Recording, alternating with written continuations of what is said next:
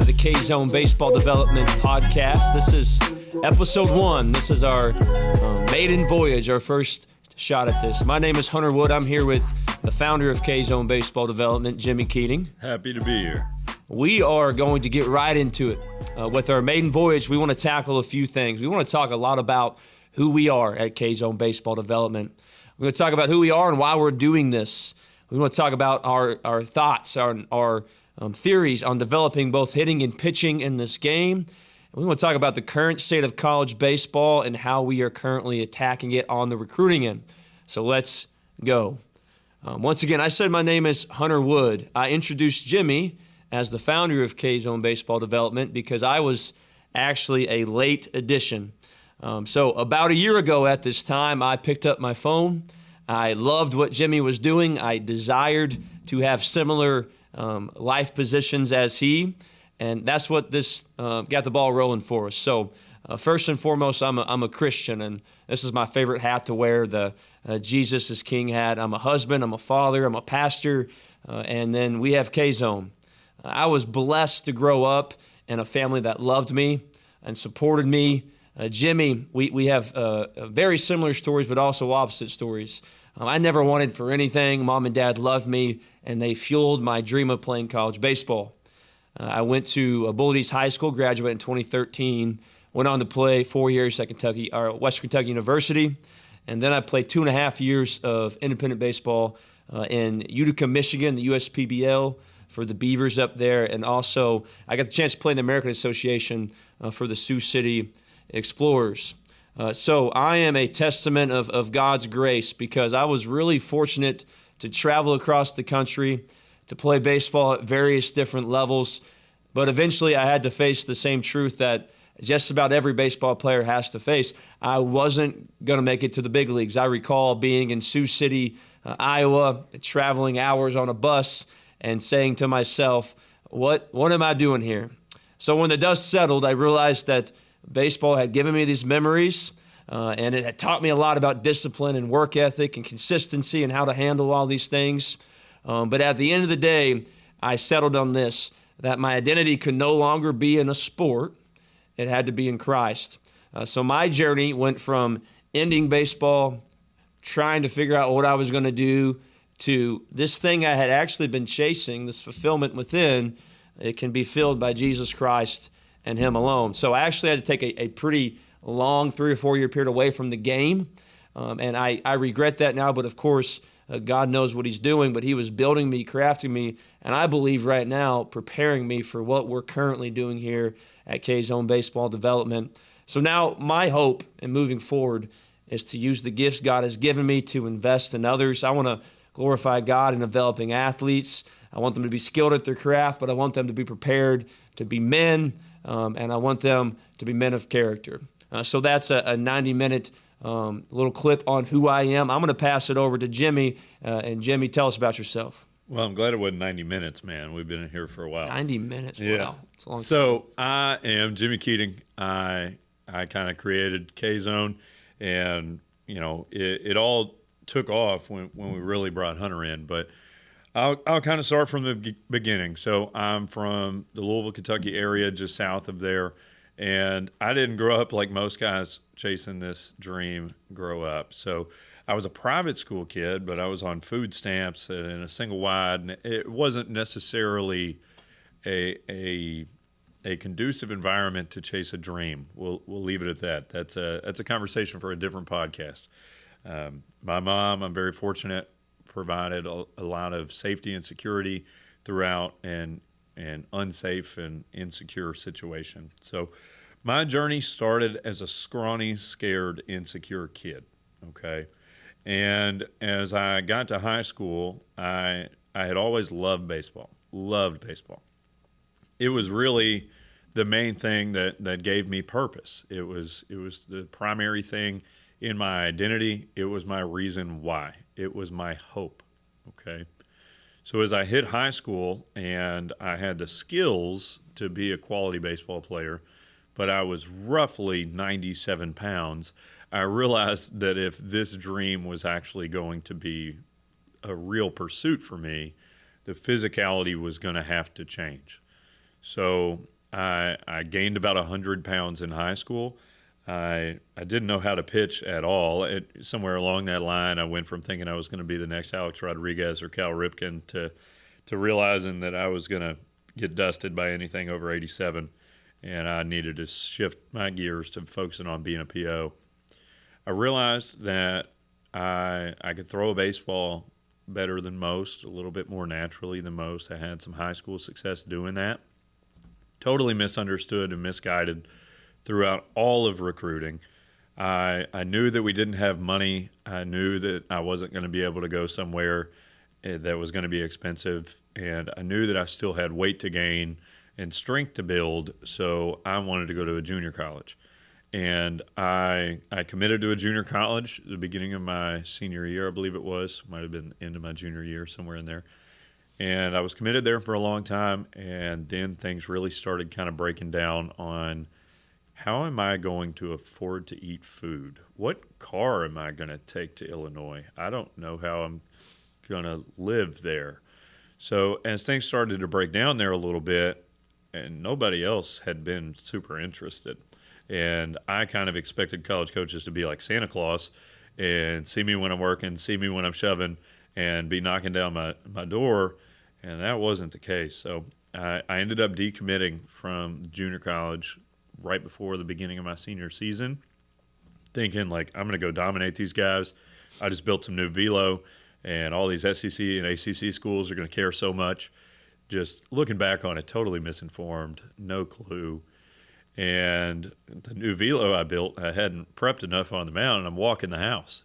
So I ended up with little to no interest as an uncommitted senior. I remember being at my high school graduation in cap and gown, and they said, and Jimi Keating will choose his college shortly, basically. So I ended up at a Division III really close to the house, Spalding University.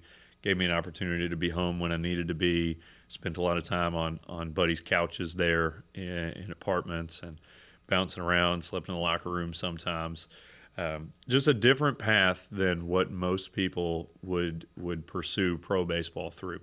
So, you know, when I went to Division III, I expected to just dominate that whole level and bully my way into the draft. And I believe I pitched to a 4.67 over the course of 27 innings as a freshman, and did a little bit better sophomore year. Started to kind of figure some things out. Got a lot more control of the mental side of myself. I was kind of battling some things maybe through the game of baseball there, and I was just on this constant pursuit of as much information about pitching as I could possibly find. I've always loved deep dives. I'm kind of a nerd, and I had pursued and pursued and pursued, and finally something clicked for me. This isn't the most important thing in life. I can let go of worrying about being the best pitcher in the world. I'm probably not going to play baseball for 10 years after college. Why don't I just go try to have as much success as I can, focus one pitch at a time, slow myself down, and really just enjoy the last couple of years that I've got here. And that's kind of where I actually started to have success, believe it or not. So I was fortunate enough to be an All-American my junior year. Got some, not necessarily draft buzz, but a bunch of pro follows from that. Went into my senior year anticipating being a draft pick, threw in front of most organizations. Had a really good senior year. Things just weren't in God's plan the way that I wanted them to be. And as the dust settled and the org said stay by your phone and didn't call, indie ball looked like that was going to be the thing. So when it came down to it, I had no money and opportunity. I did have opportunity, and I had to make a very tough decision. My body hurts. I've thrown a lot of innings in the last 3 years. I have no money. I don't know how I'm going to eat. Do I just go rack up $30,000 of credit card debt and throw in indie ball and hope the White Sox sign me? Or do I just kind of swallow this thing that I think might be coming down the line and move on? So I started my career from there. And for a few years, I just didn't get it. I was away from the game. I didn't understand why baseball had played that big of a part of my life.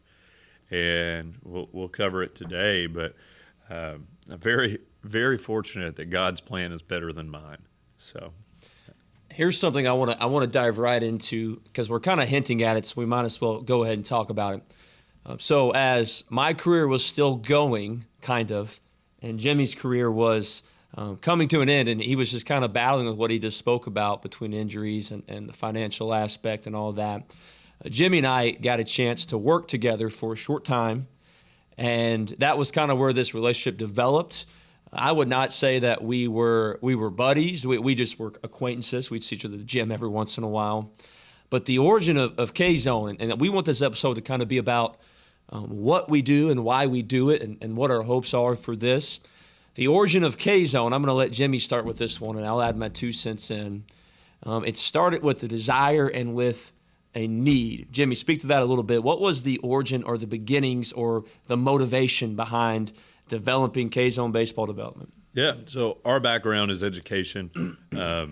I was a special ed teacher at the time, and our counselor, her son was like a 5th grader who was really into baseball, and they were talking about something, and I poked my head in the office, and I'm like, whatever you said, that's not important. Don't focus on that at all. Focus on long-term athletic development. Make sure you've got control of your core. You're a violent mover. You're faster, and you're taking care of your body, and you're working towards someday being able to throw a really hard fastball. And they were like, we train this kid?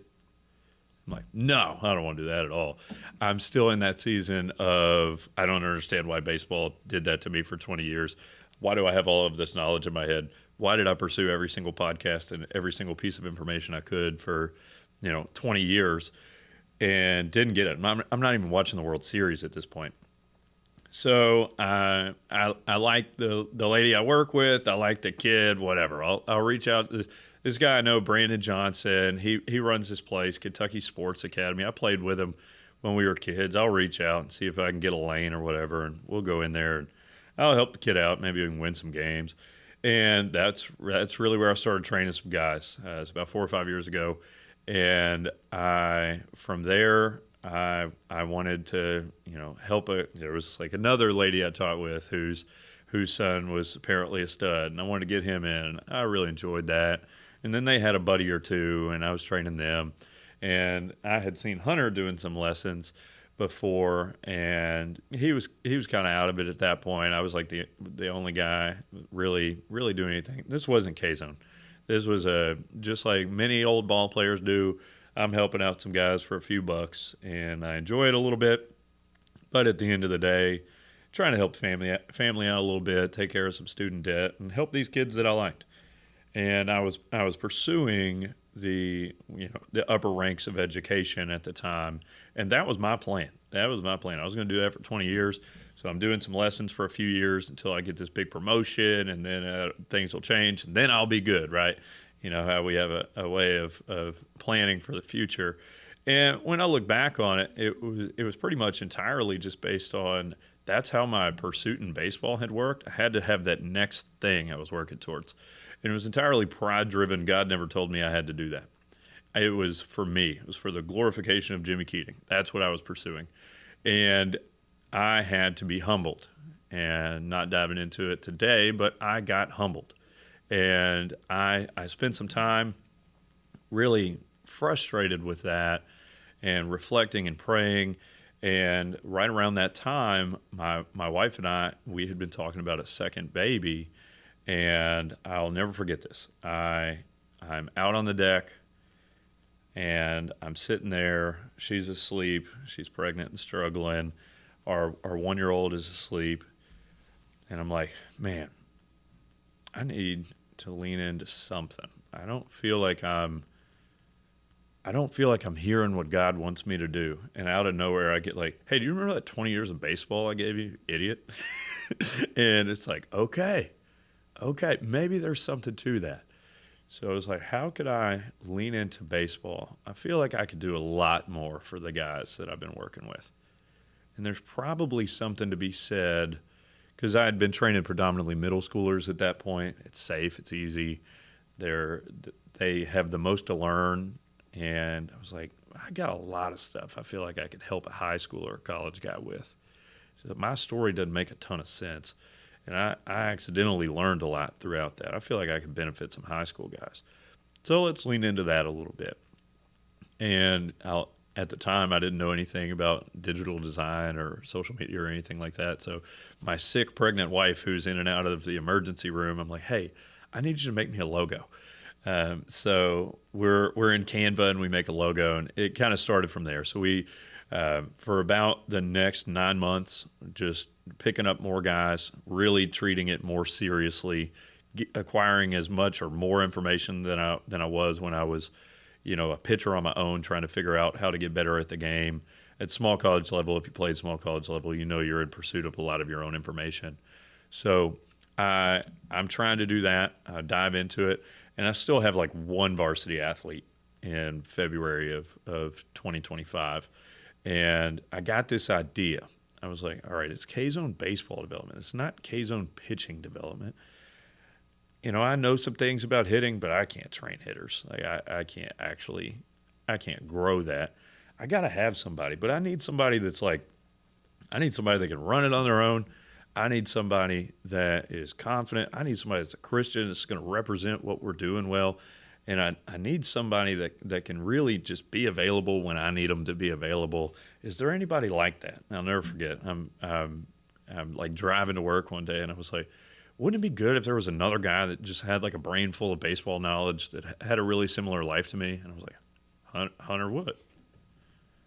So then right around that time, I don't even know how much we've talked about this, but I remember you called me. I was working on like a project in the house.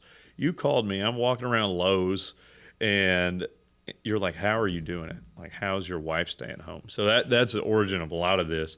Is I was essentially trying to make sure we weren't going to be able to afford childcare for two. My wife was a teacher as well, and she wasn't going to have enough days off to even like have a maternity leave. And we now had our second baby on the way, and she's sick too, so teaching wasn't going to be an option. So reality of losing a whole second salary, I'm like, okay, well, I gotta step up. It's time to show up here. So that was really where the drive came from. And God is good. That went well through that year. We started getting athletes really starting to show provable results. And I loved it. I've never loved the game more at this phase. Even when I was a player, I've never even came close to this level of love for it. So my wife's staying home. I'm training a bunch of guys. I'm enjoying it. And Hunter reaches out, and he's like, man, I'm sure you hate going up there and all the long hours training guys. And I just don't know. Kylie and I are talking about her staying home, and I really want to do what you're doing. And he's like, I bought a shop vac. I've been thinking about detailing some cars. And we were kind of going back and forth, and I was like, all right, here's the format. Here's what I'm doing. Blah, blah, blah, blah, blah. And he's like, yeah, well. And I remember I got off the phone. I think it was raining. My wife had sit out in the car. I walk out of Lowe's, and I walk out, and she's asking who I was on the phone with. I was like, it's Hunter. He was talking about maybe trying to lean back into baseball, but he doesn't know. And I was like, I think that guy might just be soft. I don't know. So let's kind of hear from your perspective. I'll pick up here. I want to get back to that because I remember that exact conversation too. I'm pacing in my master bathroom, and I had the exact same desire that Jimmy once had when he started leaning into baseball. My wife, we had just had our second child. She's working as a nurse.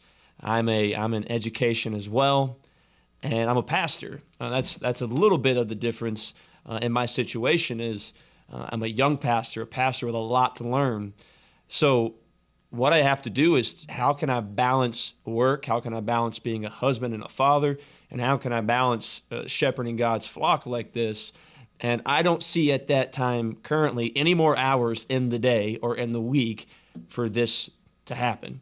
At the same time, I'm really starting to develop what a man is supposed to be. I'm diving into God's word. I'm supposed to be a leader, a provider, a protector, all these different things. And I'll be honest with you, Jimmy, I know I've never said this to you. When I made that phone call, I was very envious and almost jealous of what Jimmy was doing because in the area we train at, prior to me taking my hiatus from baseball entirely, there wasn't too many shows in town. And I was kind of the hitting guy in that area. So I step away for 2 or 3 years, and I go, I've got babies now. I've got a wife. I need to focus my time and my energy here. And of course, that's a good and godly thing. But when it gets down to it, what do I have to do to be a leader, provider, protector for my home, to make sure my wife is there with our children, image bearers of God? And that's when the phone call was made to Jimmy. I want to backtrack just a little bit, though, because there's so much to this story that I feel like we've already missed. So when I got done playing college baseball, I went undrafted. So I played at WKU. I was a catcher, and I was, for the first time, the guy, if you will, behind the dish, maybe halfway through my junior year into my senior year. And here was my thoughts. My thought process was, well, we've had about one guy drafted every year since I can remember here. So if I'm the best guy on my team, then I'll get drafted. Now, we could argue who was the best guy on that team. I'm not even saying I was, but I had a good year my senior year. And I faced the same reality that Jimmy faced. I filled out one questionnaire for a Philly scout. That was the extent. I don't know why I thought I was getting a call, but I thought I was getting a call because I had a decent year as a senior. But I go through that, what do I do now? So I had already given up on it. I was already looking at jobs when I saw a guy that I'd known playing baseball in Michigan. And that's what took me up to the USPBL. One thing I found out was this indie ball stuff that I always thought I was too good for. Those guys are really, really good too. I got humbled. And it caused me to go, if I want to keep playing, which I did at the time, I got to figure something out.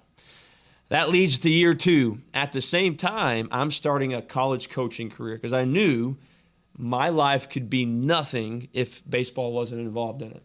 So I always thought I wanted to be a coach, college baseball coach. So Ohio University was where I went. I coached under Rob Smith, was a head coach, C.J. Walmsley. He's now in the Tigers organization, Craig Moore. I coached under them, and I want to be honest with everyone, if they're listening to this, I was not ready to be a coach. I was still very much a player. I was selfish. It was all about me. I can't believe you asked me to go and do this and those things. And that experience showed me, one, I wasn't ready to be a coach, and two, coaching is about giving to others, putting others before you, all those things. So I learned my lesson the hard way there, and I probably honestly was not that effective as a coach there, as the graduate assistant. So I go and I play my second year of indie ball, and man, I got after it. I put on 15 pounds of muscle. I was working on this new swing, which I now try to teach, and the ball's leaving the yard, but the average is not looking good. Striking out a whole lot. And then I was, after that year, once again, my goal, I just want to play one game for the Cardinals rookie team. I just want to play one game for the Blue Jays rookie team. Let me go down to the short season and play one game, and then my life will be fulfilled. That didn't happen. That led to another season of indie ball, and this is amazing how God works. I was set to be a Evansville Otters fourth string catcher, and I don't know if you guys know much about baseball. They don't carry 4 catchers. So I got a text one day during spring training. I thought I had a decent camp, but I was aware enough to know I wasn't going to be here much longer. I thought the text from Skip was, "Coming here so we can let you go." But he said, "Hey, we've got this opportunity with the Sioux City Explorers there, with the American Association." And I knew a little bit about indie ball at the time after 2 years, and I go, "That's one of the good ones. That's one of the good ones." So they want you there tomorrow. They got practice tomorrow. Spring training's about to get going. So I packed my 2002 Toyota Tundra with everything I owned, and I drove by myself 12 and a half hours, ended up on mud roads, ended up almost getting lost somewhere in Missouri. Long story short, I end up there, and these guys are so good. Played alongside Jason Garcia, who was with the Orioles in the big leagues, played alongside Taylor Jordan, who was the National in the big leagues. Dylan Kelly, who's now a SEC analyst, he led the SEC in hitting at Missouri. I'm backing him up, and I had a great time. I learned so much. I got to see professional baseball for, once again, how good these guys actually are. Played with Dean Green, who was in the Tigers organization, AAA for a long time. Long story short, right about that time is when God is actually really getting a hold of me. I had made a profession of Christianity, and when you work through what that looks like, that was the time where it was so abundantly clear that my life is not meant to be lived for Hunter Wood. It's meant to be lived for Christ. So we were about to leave on a 10-hour bus trip to Texas. Once again, we're in Sioux City, Iowa. It's a long way. And I was going to go down, and I was going to catch bullpens, and I was going to hope to get an AB or two. And that was when finally I go, what am I doing here? What am I doing here? So I go and I tell Skip I think I'm done. And we left on a good note. Everyone shook my hand, said thank you so much, et cetera, et cetera. I make that trip home, and I go, what am I going to do now? I'm going to go coach college baseball now. So Rich Maloney at Ball State, it was God's design. Rich is a Christian and a professing Christian, and I believe to be a true Christian. I'm on staff at Ball State for literally 3 weeks. And I'm coaching alongside Blake Beamer, who is now the head coach at Butler University. And long story short, the thing I always thought I wanted was coaching college baseball, and it's bringing me no joy. And I'm going recruiting. I'm going down to the senior games. I'm going down to the future games. I'm around it, and nothing sounds appealing to me whatsoever about college baseball at this time. And it was a Sunday after church. I'm cleaning out a shed at Ball State University with Blake Beamer, and I looked at him and I said, Beamer, what would you do if I told you I felt like I needed to just go home and become a preacher and be faithful to my church and do all these things? And once again, God's design is perfect. Beams goes, I would say you need to do that then. So one of the most emotional days of my life. The next morning, I'm meeting with Coach Maloney, and he doesn't say a word. He doesn't say, he put me in a really bad spot here. He doesn't say, how did you do this to me? He says, well, you need to do what God has called you to do. So that leads to the ministry aspect, which gets us all the way back to this conversation. I took in this 3-year hiatus away from baseball, training a few guys every once in a while. Some are playing college baseball now, which is pretty cool. And then I go, Jimmy is killing the game over here. His wife's at home. That's what I want. And getting back to the conversation with Jimmy, every single thing Jimmy originally said to me about what I needed to do and what he was doing, I had an excuse for. He said, well, I normally leave work and I go and I train for 2 hours a few days a week, and I just can't do that. I don't know how you do that. Long story short, I finally said, if I want to keep my wife at home, this has to happen. And now we are here at K-Zone Baseball Development a year later. Enough about our stories and our origins now. I want to talk more about our goal here moving forward. So, Jimmy, I'll pass this question to you and let you comment. One of the reasons that we exist, one of the reasons that this podcast exists, is to, of course, help players and coaches and families in this baseball realm. But we want to be something different in terms of, yes, there's a financial component to things that we do, but we want families to be educated. We want families to not waste their money. We pride ourselves on telling the truth, and it's not always popular, and sometimes it does create interesting situations. We don't want to just take money. We want to actually provide you with a service and help you moving forward. Jimmy, talk more about our goal here in terms of what we're trying to offer to families and players. Yeah, we want to provide as much perspective, insight, and value as we can every time that we sit down at this desk. So over the course of the next few years, you're going to hear a lot of different perspectives from all across the world of baseball and maybe even related services within baseball.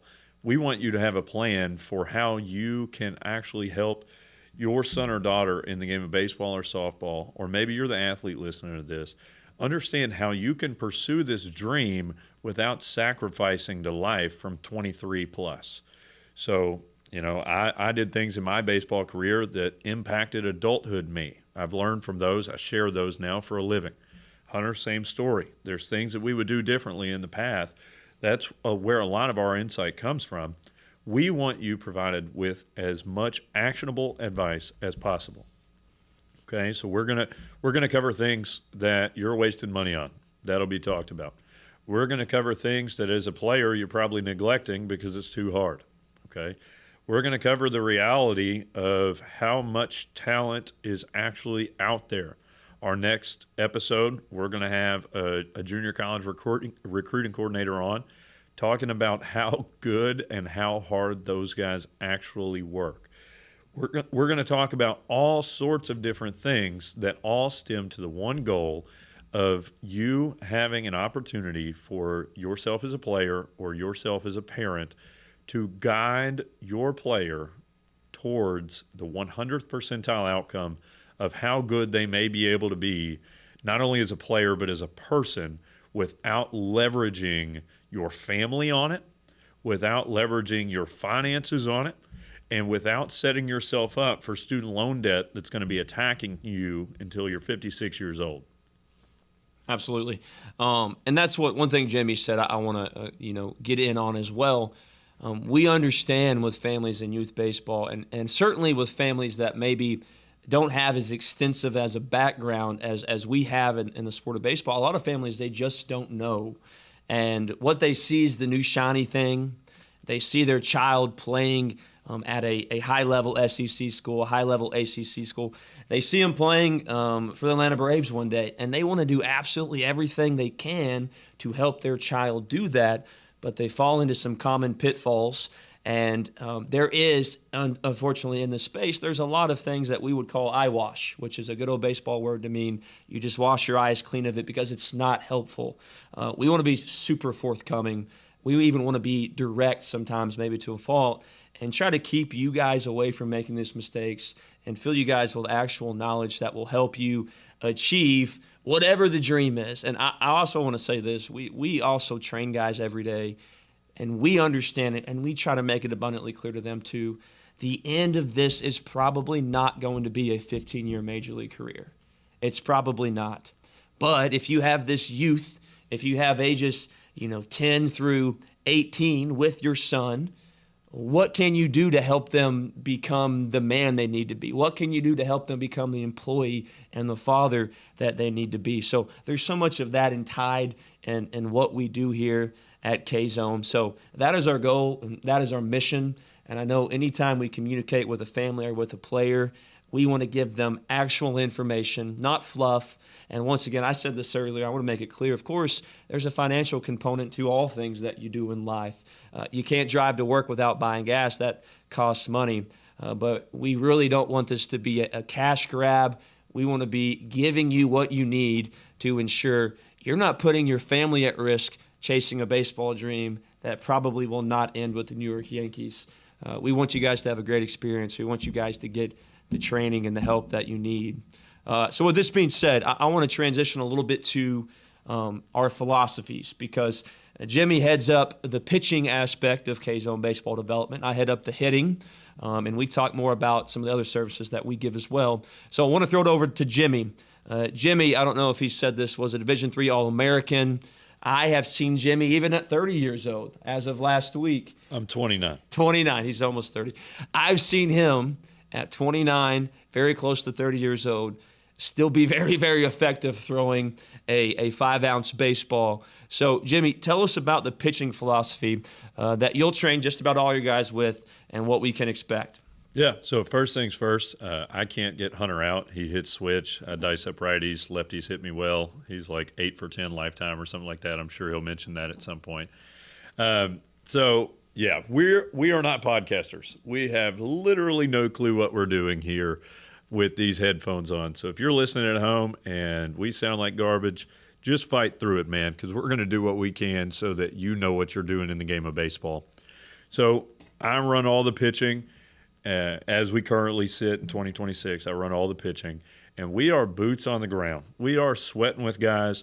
I don't run something where you can come in and I typed something up for you and you go over there and you do your thing. I am next to you in your ear as you are battling your inner voice that tells you that you're terrible and you should just go start mowing grass. I'm right there. I am with you when we're doing live at bats and you hang a slider and it goes 379. Okay. My pitching philosophy is very, very simple, and it is aggressive. Okay. If there could be one word to describe my approach in this whole baseball space, I want that to be aggressive. Okay. So sometimes I'm going to say things that hurt feelings, and I'm okay with that because I believe it's coming from a heart that truly wants success and understanding and guidance to be delivered to our players. So pitching-wise, there is nothing more important than attacking the hitter, okay? A common phrase that I use is disrespect the barrel. The best hitters on the planet currently, Major League Baseball players, we've always used 3 out of 10. Nobody does that anymore, okay? The best players on the planet in Major League Baseball are succeeding 2.5 out of 10 times, hitting 250, okay? Best high school players out there are reaching second base or better like 20% of their plate appearances. So we need to attack. The black of the plate has been overemphasized forever, okay? We need to attack the strike zone. Pitching over the white, sorry to some of my coaches out there that are going to cringe when you hear this, the white of the plate is okay. I want guys relentlessly attacking. Any pitch, any time, any count, okay? And for guys that played with me or against me, Hunter, if I'm 2-0, what pitch am I throwing? Slider. Yeah, every time, no sign. And it's because if I glove call that pitch and you know it's coming, you're still not going to swing. So especially in high school baseball, upper levels of Division I and pro ball, you can't get away with that. Guys will just sit on it and they'll tag it. But we work primarily with high school athletes, and I want all of those guys to be able to command a whole arsenal at any time, relentlessly throwing strikes at a very high percentage.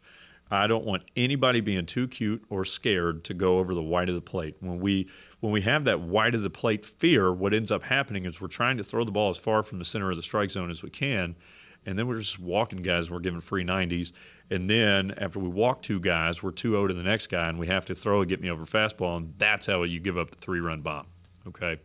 So aggressive focus for our pitchers. Number one thing for pitchers is I need you to be athletic, okay? Especially as we start talking about opportunity to play the game beyond high school, one of the main things I say all the time is you kind of got to be tall enough to ride the ride. And what I mean by that is if you want access to college baseball, you can't attack the strike zone with a 79-mile-an-hour fastball. You could be in the strike zone with a 79-mile-an-hour fastball, but anybody that tells you velocity is not important doesn't understand or they're lying to you, okay? Velocity is the most important thing for opportunity to play the game after high school. Now, there's 2 paths. You're going to hear me talk about 2 paths all the time. There's 2 paths in this game, and this is often where guys like us who are third-party trainers and baseball coaches sometimes don't see eye to eye or see things clearly. We do our best to see both paths and train both paths. So you have the path towards opportunity. Go be a hard thrower of the baseball. If you can throw the ball 93 miles an hour, you're going to play college baseball, okay? Now, it doesn't mean that on this other path, if you can throw 93 and can't put it in the strike zone, it doesn't mean you're actually going to get in the game. It'll mean you're in the locker room. You have a roster spot. We're trying to get to a roster spot.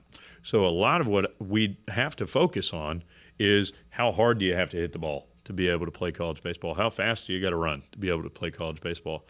If I'm working in the facility with a 14-year-old on a kick change, I'm doing something wrong. Is really the way that I see it, because we're still in a window where the physicality development can lead towards opportunities in the game. So you're not going to catch me teaching an 11-year-old, a gyro slider. Like, can we do all those things? Sure, someday when he's shaving his face. But we are going to focus on building a fastball that's going to have you tall enough to ride the ride someday. And we're going to do that while we focus on doing it as healthy as possible. I'm not willing to sell out and pursue velocity and end up with your son on an orthopedic surgeon's table. I'm not willing to do it. Are injuries a reality in this game? Certainly. But we're doing everything that we can to mitigate those risks. So we partner up with physical therapists all the time. All of our guys get a mobility and arm care program that I really, really believe in when I go watch them play, that I'm not going to have to console them through an injury. Is it possible? Yes. Velocity increases injury risk. That's been proven time and time again through all sorts of different stuff. But velocity is required for opportunity in this game, so we build that.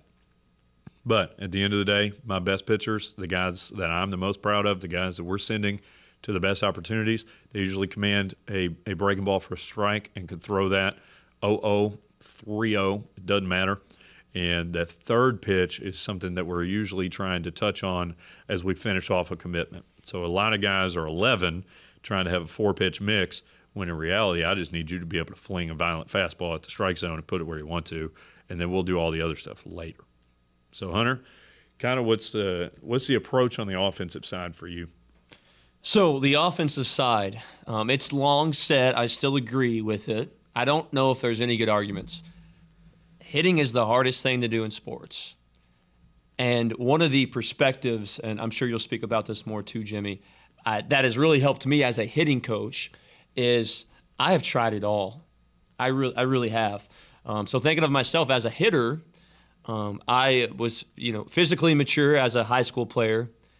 I went to the hitting coaches, and they told me good things. They told me things that made sense, and I tried it all. I went to college baseball and still did all the things that my coaches told me to do. And it wasn't until I got to pro ball until really those things got exposed. They got exposed in college, but they also really got exposed in pro ball. So I went on this journey, and this is where the journey's coming from. In pro ball, if you don't play well, you get released. You get cut. They tell you to go. So it's just kind of this weird thing in pro ball that even the indie ball, and that's when I'm saying pro ball. I'm not saying I was in AAA. I was playing the lowest level of professional baseball, and you're always avoiding getting called in by skip. You're always avoiding getting cut. So I hit not very good my first taste of professional baseball. And this was even after having a really good college senior season and where some actual numbers were put up. And I had to go back to the drawing board. I had never, ever, I used to laugh at people that would begin to talk about swing stuff because I said everything that my coaches said. Just swing hard in case you hit it. That might sound good. I just want us to know that's not actually what the best hitters in the world are thinking about. Swinging hard is just one element of it, but it doesn't translate to being a high-level hitter. So I would say stuff like that. I had my best friend in the world, Thomas Peter. He was my roommate. He lives in California now. We're so much different, but so much alike. He'd start, what do you think about this? And I would say, I don't have time for all the swing stuff. What I had to do after my first taste of pro ball is go, okay, what do the best hitters in the world do? And all these things that I talk about when I coach hitting, that I teach these guys, I didn't come up with it. I'm copying everything. I did not sit down for 10 years and say, what did this hitter do? What did that hitter do? I'm copying everything from some guys that are very, very good at coaching hitters. And here's what these guys did. They did the hard work. I'm just copying off them. The hard work was this. There are commonalities across the board with the best hitters in the world. Now, whether those best hitters know they're doing these things or not is really irrelevant, but there are commonalities amongst the best hitters in the world. So when you go and you study David Ortiz and you study an Alex Rodriguez, and these are the guys we grew up watching, when you study a Chipper Jones, when you study the best in the world, a Barry Bonds, now when you study the best in the world, Shohei Ohtani, Aaron Judge, you go down the list, we have to come to the realization and the truth, they are things that they do. Now, here's the kicker, and here's the tough part about coaching hitting, is the verbiage and the terminology. It may sound different. The verbiage and the terminology, guess what? You may even disagree on it. But at the end of the day, the best hitters in the world, they do the same things. That is what I want to be about teaching, is what the best hitters in the world do. I am actually not interested in really debating hitting. Well, we can talk about it. I'm not saying I'm steering away from it, but sometimes social media, everyone's a hitting guru. Sometimes social media can be this toxic place of where we're just talking past each other. I'm not interested in that really. My goal and my philosophy of hitting is I do believe there is a best swing. One of the things a lot of guys will say is, well, there's not, there's many ways to do one thing. Well, that may be true. But I want the hitters I train with to swing a bat like Aaron Judge and to swing a bat like Shohei Ohtani. And I already hear the high school coach go, well, they're not Aaron Judge and they're not Shohei Ohtani. And this is where I think I come in and I can say, it doesn't matter.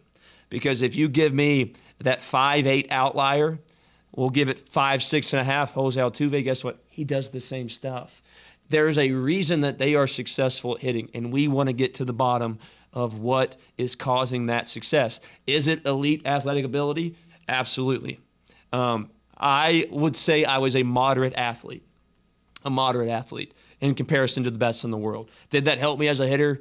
Yes, but it only took me so far. I got to pro ball, and I had a swing that with a metal bat and against 85 on the midweek could have some success, but a consistent 95, it just wasn't working. So my philosophy hitting is there is a best swing out there, and that's the one I want to teach. I want to teach the swing that is instant. You have less than a half a second. I think it's 0.43 seconds on a 90-mile-an-hour fastball to see baseball, to react, and to take a barrel to a round object. That's why it's the hardest thing in sports. We want to be instantly ready. We want to be able to access it, and I want to stay in the hitting zone for as long as possible. And I also want to say this, and this might get us canceled early on, Jimmy. I want to teach kids that despite the shortstop at 8 years old not being able to catch and throw very well, hits and hitting is not done in the infield. It is done in the green parts of the field. One thing I found out was in high school, I might have been able, I was a switch hitter, I might have been able to hit a 14 hopper through the 6 hole where the shortstop gloves it but can't throw it. That hit did not come in college, and it ain't coming in pro ball. So we want to teach these guys getting your bat in the zone early, often, and putting the ball in the gaps is where hitting is done. So I do believe there is a best swing. That's the one I want to teach as a hitting coach. Now, some do this quicker, some a little bit longer. Does it take them? But I'm teaching all hitters basically the same swing, which is, I believe, to be the best swing. So, but that is just one of the aspects of what we do. Jimmy handles the pitching. I handle the hitting. This is something that we work on a lot together, and that is the recruiting aspect of what we do.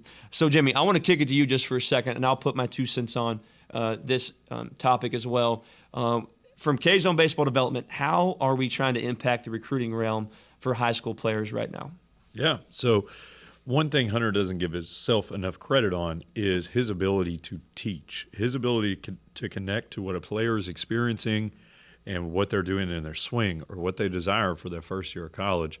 He's elite at that. So tying in the brains together to a 16 to 19-year-old athlete and understanding their perspective, I don't know if I've ever seen anybody better at it. So in the world of recruiting, we're really trying to be different than most in the way that we are not logo chasing. Logo chasing, for those of you that don't know what that means, I want you to think about the schools that you turn on a Saturday watching college football and then rule those out. Okay? We are trying to, for the most part, for our average college baseball players. Now, are we going to have players that play in the SEC and ACC throughout the years? Hopefully. They're going to be dudes, though. Like, they're going to be real players. But if you're listening to this and you're thinking your son or if it's you, I'm pretty sure I can play college baseball. We're trying to work for the majority of athletes to make sure that they get that opportunity to achieve the title of I'm a college baseball player, get their opportunity to go to work. Okay, I'm currently, for listeners, I'm wearing a shirt that says Work Works. You're going to hear us say that a lot. Neither one of us would have ever done a single thing in baseball if it wasn't for work. K-Zone would not exist if it was not for work. Our athletes would not be any good if it was not for work. So we are trying to get guys that opportunity to continue working. That development does not end with your senior prom. Okay, we are trying to put guys in a position where when they hit campus in August, they're at a university or a college that makes sense for them as a person, number one. We try to factor that in as much as possible. We want guys to be in a situation where they are not financially destroying their life, and we want them in a situation with an opportunity to play right away. And you're going to hear a ton about this throughout many of our episodes. If you're going to a college and you can't play right away, you probably should not be going there. So we want to work as hard as we can for the guys that we support in recruiting, whether it be players that we train or players that come on with us just for the sole aspect of us handling some of their recruiting. we want to work for guys, helping them communicate with college coaches who do it for a living. Some of our guys are 17 and have limited life experience, and maybe they've just been in the town that they've grown up in, and they end up communicating back and forth with 11 different coaches from different states and cultures and being tasked with challenging questions. We try to support as much as we can throughout that process so that guys truly understand what they're getting into.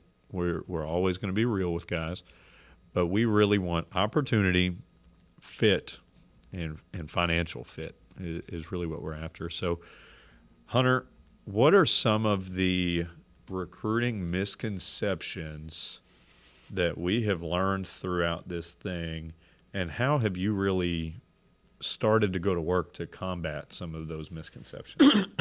So one thing that I think we really try to lean into is that the biggest misconception is that if I do this high-dollar recruiting service, that will equal me recruiting, being recruited often and being recruited by the best schools in the world. Now, we don't want to discredit or talk about recruiting services. We offer one. We don't want to do that. There are a lot of guys that are probably where they're at because of paying a lot of money. But our thing is this, is we have families, and we know money is real, and we know money is not always abundant. So we don't want to put anyone in a bad spot financially in order for them to continue playing a baseball dream that will end likely at 22 if you're good. So one of the common misconceptions is, let me throw money at someone I don't know. Let me throw money at this service, and, well, so-and-so viewed my website. I don't know how that works exactly. I don't know how the algorithm picks all that stuff up. But at the end of the day, I was a college coach for a short time. I've already spoke to that. I wasn't a very effective one at the time. I sat behind Blake Beamer. This was in 2019. Blake Beamer's now the head coach at Butler. He was a recruiting coordinator at Ball State at the time. We went to the office on a Sunday, and Blake's rule is this, Coach Beamer, one of the best guys in baseball, by the way. His rule is this: I respond to every single email I get. And I want you to know, not every college baseball coach is that way. And that's going to get me to my next point. I witnessed him. We went at about 4 o'clock, and we were staying at the same place at the time, the short time I was at Ball State, and he did not get back until midnight. For 8 consecutive hours, he tried to respond to every single email that was in his inbox. And I'm saying this to prove the point. He is very unique. At the same time, at the time he was unmarried and without kids. If we think these college coaches, all they do is recruit 16-year-olds, we're wrong in that aspect. They have families, they have lives, they have responsibilities, they have to win, they have all these things going on. So what we try to do is cut through the red tape. Now, after a year of doing this, a lot of these coaches, one, they trust us, hopefully. We're trying to give them stuff they need, metrics, information, quality video, and we're trying to be honest. I've had to be honest a few times and say, hey, the swing is a little questionable, the athlete is there, and we let them do what they want with that. If they want to try to develop the swing because the athlete is elite, they can make that decision. We've also had to say things like, off the field, maybe not the best, maybe a few character issues. These are things that will get lost with all the other avenues that recruiting's currently trying to be done through.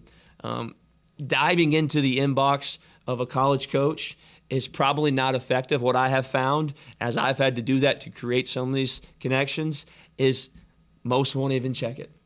It's literally overwhelming for a college coach to see all their inquiries. So for recruiting, we try to cut through the red tape. Email is a dead form of communication to most college coaches. They have people they trust. They have people that they get references from, and if the kid can play, they'll move forward with that. So another thing that we try to do with the recruiting is we try to be honest with guys, and Jimmy's already spoken to this. If you can play, and you can play right away, and the financial components make sense, the first thing me and my wife had to do when we got married was attack $80,000 in college debt. That's a real thing, and I get half of mine paid for. So we don't want these kids, even if you did go get 45 at-bats for that one school, We don't want these kids starting off their life $80,000 in debt or more. So helping them navigate through what that looks like, helping them say, yes, I know this looks shiny and the field looks really cool, but are you going to play there? And if not, sitting on the bench is not going to help us get to the next level. So that is our recruiting aspect that we're trying to do. One of the things, I'll be honest with this, I'll share this and we'll get to the next thing maybe as we close here. One of the things I really get a lot of joy out of is actually trying to change. Jimmy noted this earlier, and he said this last summer, and it stuck with me. His goal was trying to change a family tree through this game of baseball. So one really cool thing that we've been able to be a part of by God's grace is see a kid who's done all the wrong things on the recruiting. He hasn't marketed himself. He hasn't taken his academics serious. His social media is a mess and needs to be cleaned up. And otherwise not being able to play college baseball, being able to help those guys go, there is a spot down here at this school that does value you, will take care of you, and the finances make sense. And this could quite literally, if you go and you attack this experience, this could quite literally change your family tree. That's our story, as we are doing this because of a game now. And we want to create that for others if possible. So that's the recruiting aspect. Jimmy, I want to throw it to you. Yeah, one of the things that people struggle with as we talk about this pursuit and dream of baseball is the perspective taking. And Hunter's talking a little bit there about, you share the example of Beams when he was looking through the overwhelming inbox.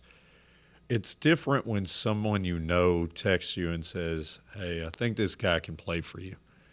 So that's what we're trying to do there. And we're also trying to take the perspective of players. And the number one most important thing that I think we do that I don't think was part of my journey is we're both parents. Okay, we've got 4 under 5 between us, and we are both Christians. So I'm a high anxiety Christian. That's something I pray on quite a bit. But if I say something to an athlete, a 17-year-old who's never had more than $250 in their bank account, and I'm proud of the graphic that we post that they're committed to go play somewhere. If I lay my head on my pillow and know that we just negatively impacted someone's child, I can't do that. I'm not capable of it. So if we have a player commit to an extremely expensive environment, hey, there's probably some behind-the-scenes information you don't know there. There's probably a decent chance that family can just pay for it, and they said that from the beginning. There's probably a decent chance we told the kid not to do it, and he said, yes, sir, and then called the coach and committed. So there's a couple things that need to be understood when you're talking about supporting people in recruiting. We're supporting. We're not promoting. We're not promoting. Just because you know us does not mean that you're guaranteed to be able to play a college baseball player. If we support guys in recruiting for the next 40 years, we don't type up those PDF offers. We can't get you signed. We can put you in front of coaches and start conversations with schools and coaches you never would have had access to, but we can't get you signed. You got to be able to play. College coaches aren't going to be like, well, yeah, Hunter did me this solid. I'll sign this kid I don't want. They're not going to do that. You have to be able to be ready to be a college baseball player.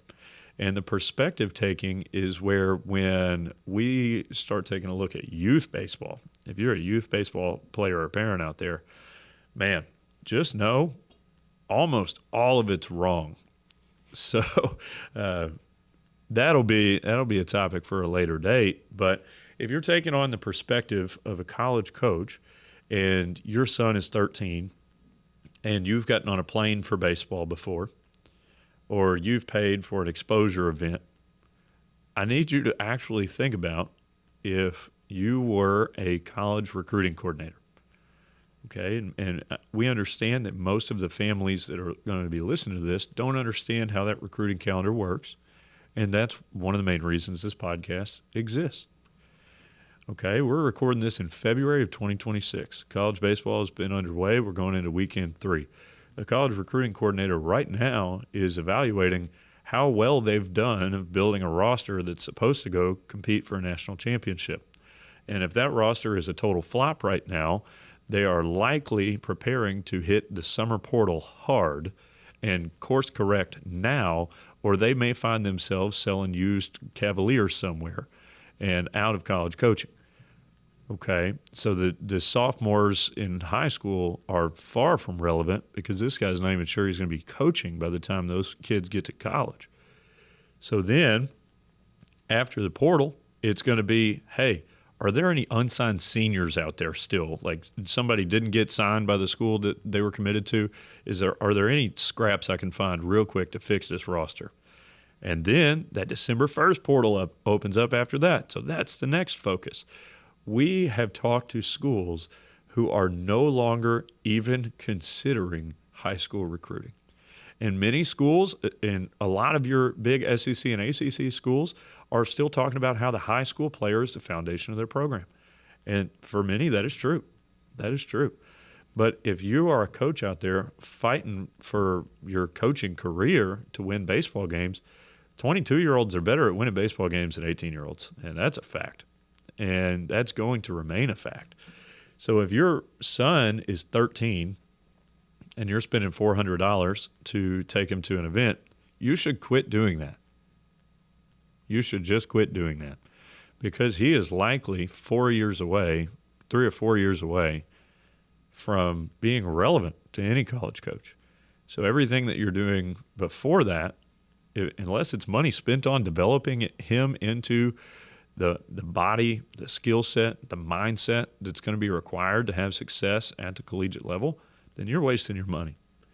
And, sophomore year is really the earliest that college coaches start caring about players. And that's really only your Division I's.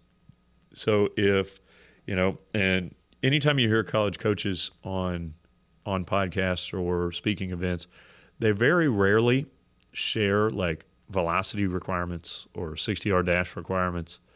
And I'm going to say something that I haven't said before that maybe I shouldn't say. A lot of that is because if they say, hey, if you're a sophomore and you're under 84 miles an hour, we're not going to pay attention to you at all.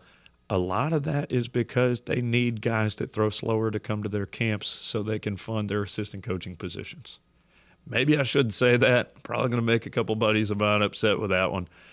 I'm sorry, but if you're a sophomore who's throwing 74 miles an hour and you're at a camp for an SEC school whose average fastball is 93.5, you don't play the same sport that they're recruiting for.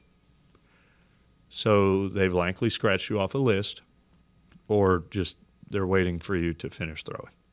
So we don't want to be donating money, okay? We want to be investing money, and investing money in the development of a player who's going to have opportunity to pursue the best version of himself as a man through baseball after high school. So if you're spending a single dollar as a youth parent that is going towards drip or exposure or a sick tournament at the beach, I really need you to evaluate, why am I giving people access to my bank account? Does this actually benefit my son?